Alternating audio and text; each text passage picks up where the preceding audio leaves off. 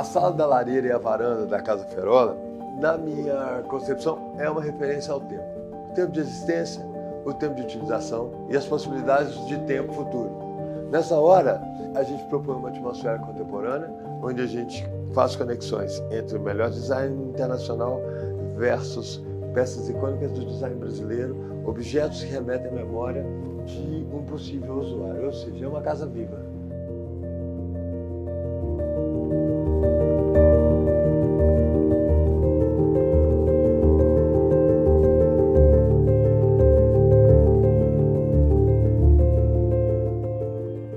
A grande questão desse projeto foi a opção por restaurar e preservar 100% dos elementos da arquitetura tradicional da casa e fazer dessa história um tratado entre tempo, memória e possibilidades humanas do período.